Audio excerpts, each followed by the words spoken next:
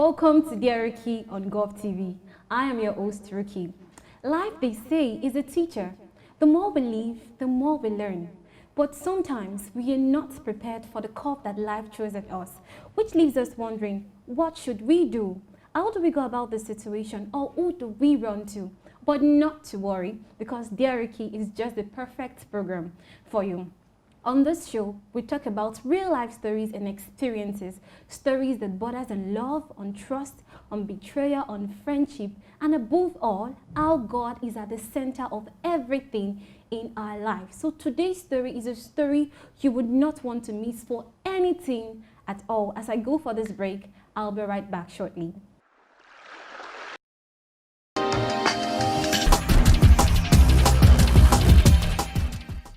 Welcome back from that break. It is still Dear Rukky. Today I'll be sharing the story of a young man who is going through some dark moments in his life. But before I do that, I have a guest in the house with me today. His name is John Ajimo. He's an educationist and a youth leader. Welcome to the show, John Ajimo. Thank you very much. I'm very grateful to be here. Yeah, thank you so much for coming. I am also very grateful. So how has the new normal been for you? How have you been faring after the lockdown has eased and all that? We just have to continue with our work. We are coping. And by the grace of God, everything will come back to shape. Okay, so we're about to go for the story right now as I read the story to you. Dear Rukky. Social distancing has caused me a great deal of anguish. At first, I was excited because I was free from school stress. But I'm seriously not happy because I have gone back to my vomit. I was previously addicted to masturbation and pornography, but delivered after so many prayer and discipline. Ever since the lockdown, I've had lots of alone time, and I gradually started watching porn again. In fact, right now, I've discovered lots of sites where these videos can be downloaded. I tried to pray and fast, but I can't just help myself. Please, what can I do? My fear is that since the lockdown has been eased, I have not been able to stop watching porn and masturbating because I have gone very far. I'm so ashamed of myself and I don't know who to tell because lots of people are looking up to me. What do I do? Wow, I am so amazed at what social distancing can do. I mean, I have heard about lots of people complaining about social distancing. They're alone with their kids. The kids are giving them problem, or the husband is doing one thing or the other. But then that social distancing can actually affect someone and lead the person into masturbation. I never thought about it. What do you think about it? Do you think that social distancing can really affect one to start masturbating? Yes, social distancing can actually affect a person and make the person to start having carnal sexual cravings for himself. You know, a lot of people have been alone. They have not been in church gatherings, have not been social gatherings, and staying alone could actually bring about a lot of thoughts. Yeah. And once thought is developed, you can start, you know, with phones, watching pornography, start masturbating. So social distancing has actually brought about masturbation and a lot of sexual cravings. In fact, a lot of this that actually went on these days, you have a lot of people having sexual relationship with younger ones, and so rape and so on. Yeah. So it has actually affected a lot of persons. Okay, So it's possible. But do you think that it is in this thing called masturbation and pornography? Because some people feel like, oh, everybody is doing it. I had a younger, will I call him a younger brother now? I was going through his phone some time ago, or no, I wasn't going through his phone.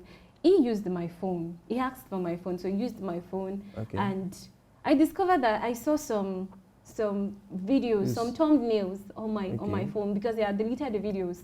And when I saw the thumbnails, I saw some funny pictures, and I'm like, I gave you my phone for some few minutes, and what is all this? He was like, oh, I don't know how it came about, and he tried to lie, but I really caught him red-handed. So I was like, okay, how did you start this? Where did you start this thing? Where did you learn this act from? I mean, pornography. And he was like, he started it by looking at the phones of his friends. at school, that some of his friends has a phone and they bring it to school and they watch it during their break time, their leisure time. They just gather together and they watch it, and he doesn't feel like anything is bad. It's a bad thing. So he just felt like it's normal. And he's a Christian. He goes to church every day. His parents are good Christians. So I believe that some people are of the opinion that masturbation and pornography is not a sin, especially since you are not doing it with someone else. Well, masturbation is a sin. There's no how we actually want to, shy away from that fact. It's a sin in the sense that you are doing it to dishonor yourself. You are doing it to dishonor God. Even scripturally, is wrong. It's a sexual sin. There's no how you want to actually, put it aside and say, okay, since I'm doing it myself, it's not a sin. No, it's a sin. There's no, it's purely fornication. Yes, it's purely fornication. There's no, it's a sin against God and against humanity. Most essentially, those who do these things, they don't do it in the public. Yeah. You can't come to church with your phone and start watching pornography when other persons are there. You can't go to schools like when you're having lectures and the teacher is right in front of you and you start watching pornography. Most times, people do these things when there is nobody there, in secret places. They are not proud of doing it. So, since it is done in the secret, then it's a sin. Wow. So I can actually feel the plight of this young man sharing his story with us today, because he said that he has been able to do away with it for a very long time until social distancing and the lockdown started, and he was at home from school and he found himself into it, and he has been able to discover lots and lots of sites. So do you think that the social media is affecting, is a reason, is a factor for this? Yes, social media is a great thing behind pornography and the rest. I think such things should be excluded from social medias like that. And there are some places is it possible? It's possible. There are some films that when they do, and they found out that they contain some sexual vices, they will take it off. They felt that, okay, this is not necessary, it's going to pollute the minds of young ones. They take it off. So if they can do that, but if they can't do that also, I believe young minds should discipline themselves. It's all about discipline. If you can discipline yourself, you avoid staying alone. If you can do that, and even whenever you feel that urge, you can just run out of the house. You can go you can go to the market, you can go to to someone you can actually confide in, and explain yourself to the person. Then you begin to overcome masturbation and pornography. But one thing there is that you can watch pornography in places where there are people, especially people who don't accept it. The reason why we indulge in pornography is because we want to satisfy our sexual cravings. And, within 5 minutes, we are out of it. So it's not something that you can do continuously. And in that process, that tells us that it's a sin. Because you can't do it you can't take it as a norm. And when you get to a certain stage, you get bored. You get tired. But you get weary. Is it only a male thing? It's not only a male thing. Females still do it. Some people even go to the extent of using toys. Start having these sexual cravings for themselves. They go with the use of toys. Some people use machines, to do it, to just get these sexual desires. But you can't do it for 24 hours. And it's something that you can't do when people are there. So something that is done in the secret, in dark places, is a sin. Okay. All right. So we've been able to establish that here. But have you met with someone? Have you seen someone physically who is involved in? Has someone come to confide in you? I actually have. Okay, let me share my story first. So I've actually seen a friend. I didn't catch him doing it. It was just a revelation that God showed me in a dream, and I saw it, and I talked to him about it. I was like, oh, I had a dream about you some time ago, and this is what I saw. I saw this, I saw that. It was like, oh, Rukky, I have never done that in my life. Me, I'm a Christian. I sing in the choir. I am a youth leader. I'm this and that. And, he talked about some positive things about himself, and I believed him. But do you know what? The next day, this friend of mine called me and he was like, "Oh, Rukky, I don't think I can be friends with you anymore. I just need some distancing. I don't think we can really be pals again." And I was like, "Oh, okay. Did I do anything wrong or did I say anything?" I felt alarmed, but it was like, "Oh, nothing. I just feel like I need some space of my own. Take care of yourself." And I was like, "Okay, you too. Take care of yourself. Bye." But some 2 weeks later, he called me and he was so sober. Okay. He started telling me how he got involved in this thing when he was a teenager, when he left secondary school, and he was at home for a very long time. There was no admission, and all of a sudden, he started seeing himself going into these things.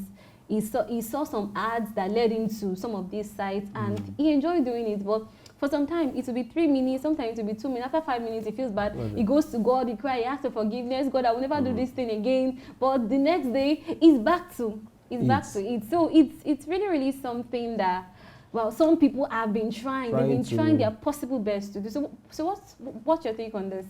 Well, I've seen something like that. I think when I was in GS1, I saw some sect of person. I attended boarding house, and I saw some set of people having these kind of feelings towards themselves, guys to guys, and things like that. I actually reported them, and even when I'm old now, presently, that I do teach, I've seen young ones too who engage in such. I called them, and I spoke to them. I told them it's not about flogging self. It's not about flogging, because something that is not doing with their hearts. So the first thing first is to guide them. I spoke to them. This thing is a sin. It won't help you. There's no how you do these things and you think about your academics. It will affect you in one way or the other. It will affect your future. You lost focus. So I had to speak to them. I pray for them. Then I mentor them, something that I check on them over and over again and speak to them, you know. And in such way, they actually left such things. They left it. But you see, when we see young people, the first thing is not to, you know, castigate them or, you know, curse them or say different things or say harsh words. You embrace them. Then you speak to them. You mentor them. You give them things to do. Most times when people engage in these things is because they are less busy. They are not doing anything. They are idle. So in such, you just engage them and you speak to them from time to time. I believe with that, they will stop. Okay, that's a wonderful one from you, John. So I'll have to go for a break right now. When I come back, the discussion still continue. Stay with me. I'll be right back.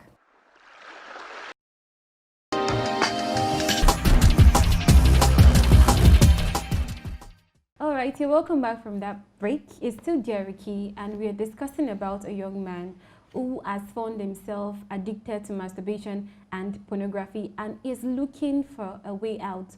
One peculiar thing that caught my attention in this young man's story is that he feels so ashamed that he cannot talk to anyone. So how can he go about it? I mean, that fear. Imagine coming to meet you, like, for instance, I'm into it, and how do I approach you like that?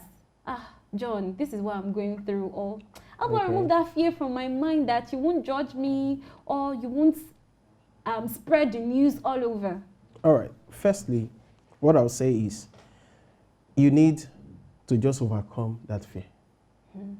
Then you need to get someone, maybe a pastor or someone you look up to spiritually that you can confide in. And you can actually, you know that anything you say is being secured. So when you get such a person, you speak to the person and tell him, whether male or female, this is what I'm passing through and things like that. Then the person will be in that capacity, will stand in that capacity of a priest to help out. First thing the person needs to do is just to overcome that fear.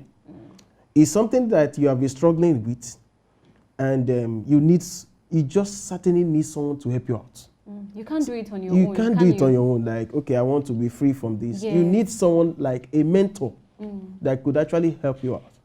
I almost have similar cases like that when I go to an institution, and I just needed someone who is going to help me out. guide me accordingly in my education, my academics, the way I relate with people.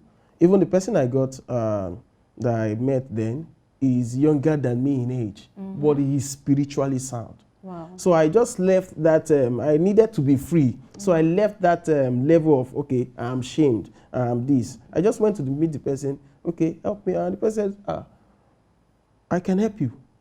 I said, let's start. Then the person, he teaches me the word of God. He tells me to read some certain place in the scripture, and he will ask me to come and explain. I write them in my notebooks, in jotter, and I went back to him. He will explain better. He gave me spiritual books that I can read instead of romantic novels that I'm used to. He gave me spiritual books that I can read. I could remember the first book I bought then is How to be Led by the Spirit of God by Kenneth Hagin. I read some other books by Kenneth Hagin. He introduced me to a lot of books. Managing Your Emotions by Joyce C. Meyer. I read a lot of books, and with that, I manage my life. So one thing we need is to overcome that fear that we'll be disgraced. Yeah. We just need to overcome that fear and get someone who can actually tutor us the way we should go. Then we can't put aside God. Even for the mentor to help us, we still need God. Praying. But there are people. Yes. I've heard people talk about this. They fasted 3 days, 3 nights. They've gone to mountains. They've gone for deliverance for this thing. But after 1 month or 2 months, they fall back. Now, as a young Christian who is just coming up, there's a possibility that a man rises and he falls. Bible even says that if a man should, fall, he would rise. You see, one thing there is that for you to, rise back again means that you needed change. You don't want to be in that, you want to be set free. So in that process, you just need God. You still need God to pray. You still continue to pray. If you have everything you wanted in the whole world, you still have to pray to get more. So that the fact that you are into a particular mess and you want to, get free, you still need God to pray. You continue to pray every day. It's only God that can actually help a man to be totally free from it.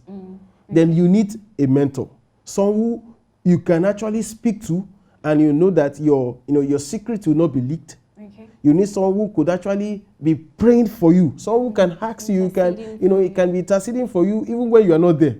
Then you need friends that can also help you. When you get to them, you don't discuss negative things.